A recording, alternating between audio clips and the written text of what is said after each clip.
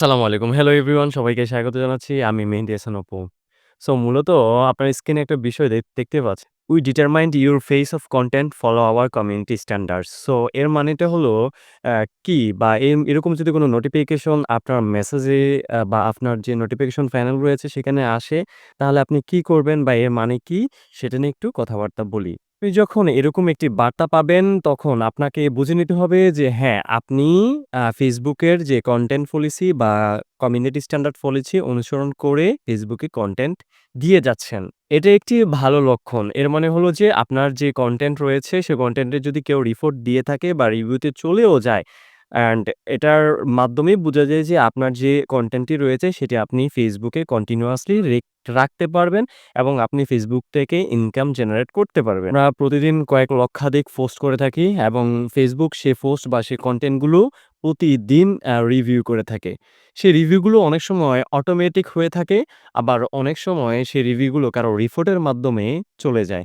Facebook যখন এই রিপোর্টগুলো বা এই রিভিউতে যাওয়া যে কনটেন্টগুলো আছে সেগুলো যখন রিভিউ করে কোনো ভুল খুঁজে না পায়, তখন সাধারণত এই মেসেজটা আসে।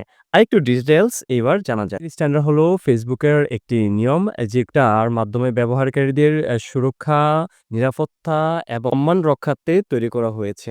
এর মধ্যে রয়েছে সহিংসতা বা হুমকি কনটেন্ট, ভুয়া তথ্য বা বিভ্রান্তিকর পোস্ট, নগ্নতা বা যৌনতা সম্পর্কিত বিষয়, ঘৃণা ছড়ানো বা হেনস্থা সংক্রান্ত নানান কনটেন্ট। যদি কখনো Facebook বলে your content goes our community standards, তখন আপনি বিভ্রান্ত না হয়ে আপনি যেটা করবেন সেটা হলো ফেসবুকের যে অ্যাপিল সিস্টেমটা রয়েছে, সাপোর্ট বক্স রয়েছে, সেখানে আপনি আপনার কনটেন্ট নিয়ে অ্যাপিল করবেন। উপযুক্ত কারণটি আসলে জানতে চাইবেন যে আপনার যে কনটেন্টটা রয়েছে সেটা কেন কমিউনিটি স্ট্যান্ডার্ড ভায়োলেন্স করেছে বা কেন গিয়েছে।